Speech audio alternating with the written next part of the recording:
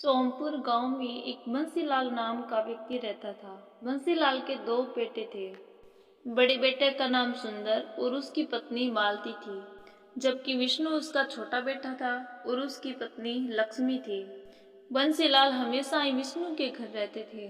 विष्णु और लक्ष्मी उसकी खूब सेवा करते थे, जबकि सुंदर और मालती को तो हमेशा से ही बंसीलाल की जमीन जायदाद से ही मतलब था। बंसीलाल की तबीयत बहुत खराब थी। उसने आवाज लगाई, विष्णु, मेरे पास आओ बेटा। जी बापूजी, मैं यहीं पर हूँ। आपके पास एक दिन तो सबको जाना है, मेरा भी वक्त आ गया है। लक्ष्मी, तुम भी मेरे पास आकर बैठो बेटी। सुंदर कहाँ है? भैया रास्ते में है बापूजी, बस पहुँचते ही होंगे। वो भी आ जाता तो ठीक होता। तुम सबको एक बात बतानी थी, कहीं उसके आने से पहले मेरे प्राण ना निकल जाए। लक्ष्मी बोली, ऐसा मत कहिए पिताजी, आपको कुछ नहीं होगा। भैया भाभी बस आते ही होंगे। बंसीलाल बोला, आएंगे, जरूर आएंगे वो, पर मेरे मरने के बाद, और आते ही अपना हिस्सा मांगेंगे। अच्छे से जानता हूँ मैं उन दोनों को। तुम दोनों बहुत भोले हो और वो दोनों एक नंबर के चालाक। खैर, अब मैं तुम्हें जो बताने जा रहा हूँ उसे ध्यान से सुनो। बंसीलाल खांसते हुए बोला, वो मैंने वो मैंने। इस तरह बंसीलाल स्वर्ग से डर गए और उनकी बात अधूरी ही रह गई। विष्णु और लक्ष्मी फूट फूट कर रोने लगे। जैसा कि बंसीलाल ने कहा था, उनकी मौत के बाद सुंदर और मालती आ पहुंचे। विष्णु, पिताजी चल बसे क्या? विष्णु बोला, हाँ भैया, बापूजी नहीं रहे। सुंदर बोला, कोई बात नहीं, कोई बात नहीं, हिम्मत रख भाई। अच्छा, पिताजी ने जाते हुए कुछ कहा क्या? विष्णु बोला, नहीं तो नहीं, मतलब। सुंदर बोला, वही अपनी जमीन और खेत के बारे में कुछ। विष्णु बोला, नहीं भैया, इस बारे में तो कुछ नहीं कहा। मालती बोली, हाँ ठीक है ना, वैसे ये दो ही तो भाई हो, आधी आधी बांट लो जमीन। लक्ष्मी बोली, भाभी, अभी अभी पिताजी का देहांत हुआ है, ये सब बातें बाद में ही तो हो सकती है। हाँ हाँ, तो मैं कौन सा अभी कागज पत्र मांग रही हूँ। सुंदर और मालती एक नंबर के लालची थे। वो पहले ही पैसे कमाने के चक्कर में शहर चले गए थे और शहर में रहकर अच्छा खासा पैसे भी कमा लिए थे। पर विष्णु सिर्फ इसलिए गांव में रहा था कि वह पिताजी की सेवा कर सके और खेतीबाड़ी संभाल सके। इस तरह सुंदर के मुकाबले विष्णु हमेशा से ही गरीब रहा। लेकिन इस बात से विष्णु को न तो अफसोस था और ना ही उसकी पत्नी लक्ष्मी को। दोनों मिलकर बंसीलाल का बहुत अच्छे से ध्यान रखा और उन्हें कभी कोई कमी नहीं होने दी। जबकि अमीर होने के बावजूद सुंदर और मालती एक नंबर के कंजूस और लालची थे। उन्होंने जीते जी तो कभी बंसीलाल की कभी सूद नहीं ली, लेकिन अब उनके देहांत के बाद हिस्सा लेने जरूर पहुंच गए। सुंदर बोला, विष्णु, अब तो सारे काम निपट गए हैं और मेरी छुट्टी भी खत्म होने वाली है। अब जरा बंटवारा कर लेते हैं। भैया, बंटवारा करना जरूरी है क्या? मालती बोली, इनके बाद और नहीं तो क्या विष्णु भैया, आप तो गांव में रहते हैं, अपनी जमीन की देख रेख कर ही लोगे, पर हम शहर से कहाँ आते रहेंगे बार बार, इतना टाइम थोड़ी होता है हमारे पास। अब बंटवारा हो जाए तो हमारे हिस्से की जमीन बेचकर हम निश्चित हो जाए और फिर चले जाए वापिस। लक्ष्मी बोली, तो भाभी, क्या आप गांव से अब कोई नाता नहीं रखोगी?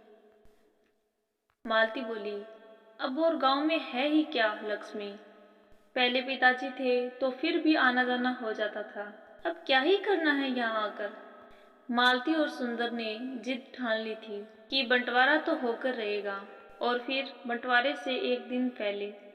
मालती बोली, सुनिए जी। हाँ बताओ। मेरे पास एक कमाल का आइडिया है। अगर हम ऐसा करें कि विष्णु भी अपनी जमीन हमको बेच दे तो कैसा रहेगा? सुंदर बोला, पर वो अपनी जमीन हमें कैसे बेचेगा और हम क्या करेंगे इतनी सारी जमीन का? हम क्या करें मतलब? सारी जमीन बेच बाच कर बढ़िया घर और चमचमाती हुई गाड़ी ले लेंगे और क्या। सुंदर बोला, पर ऐसा होगा कैसे? भाई। मालती ने सुंदर को अपनी दिमाग की सारी खुरापात बता दी। फिर अगले दिन सुंदर विष्णु से बोला, विष्णु क्या कर रहे हो? खेत जा रहा हूँ भैया। सुंदर बोला, अच्छा तो तुम मेरे साथ तहसील नहीं चलोगे क्या? तहसील? पर वहाँ क्यों जाना है भैया? अरे पिताजी का मृत्यु प्रमाण पत्र लेकर जमीन अपने नाम पर ट्रांसफर करानी पड़ेगी ना। विष्णु बोला, ओहो भैया आप ही देख लो ना ये सब, वैसे मुझे इन सब के बारे में क्या पता। सुंदर बोला, चलो ठीक है मैं अपने हिसाब से देख लूँगा। भोला भाला विष्णु सुंदर पर बहुत भरोसा करता था। आखिर दोनों सगे भाई थे। उधर मालती और सुंदर तो यही चाहते थे कि विष्णु उनके साथ ना जाए। मालती और विष्णु उस दिन तहसील के बहाने सारा दिन घूमते रहे और शाम को वो अपने प्लान के मुताबिक घर में दाखिल हुए। लक्ष्मी बोली, अरे भैया भाभी आ गए आप? थक गए होंगे, सारा दिन लग गया आपको। मालती बोली, अरे पूछो मत, सारा दिन धूप में परेशान हो गई हम तो। और हासिल क्या हुआ, ठेंगा? सुंदर बोला, ठेंगा ही मिलेगा ना, पिताजी ने हमारे लिए कुछ नहीं छोड़ा। लक्ष्मी बोली, कुछ नहीं छोड़ा मतलब? पिताजी ने हमारे लिए इतनी सारी जमीन छोड़ तो गए है ना। अरे ये जमीन हमारी नहीं है लक्ष्मी, पिताजी ने बैंक से लोन लिया था ना, 2 लाख रुपए का, जो उन्होंने चुकाया नहीं।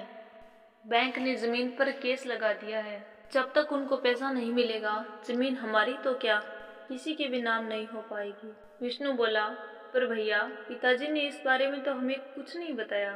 मालती बोली, अरे कैसे बताते, जमीन के बारे में वो सब बता देते कि जमीन गिरवी रखी है तो हम नाराज नहीं हो जाते। खुद तो चले गए और हमें भिखारी बना गए।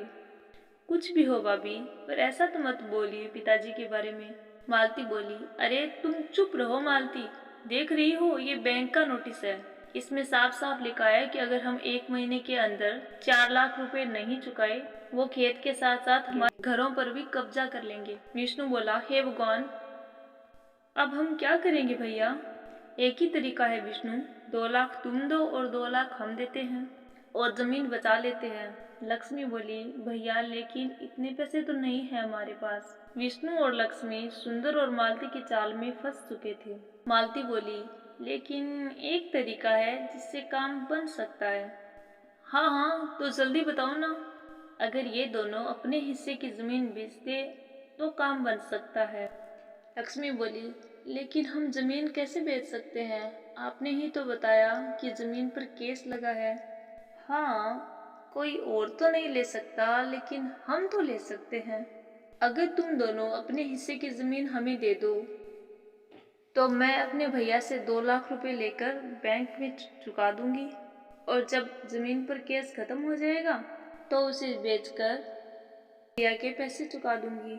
लेकिन भाभी ऐसे तो हमारे पास जमीन ही नहीं रहेगी। सुंदर बोला, अरे नहीं नहीं ऐसा मत सोचो, वो नदी के पास हमारा छोटा सा खेत है ना, ऐसा करो उसे तुम ले लो, उसी पर खेती करो, तुम मेरा भाई हो, इतना तो मैं तुम्हारे लिए कर ही सकता हूँ।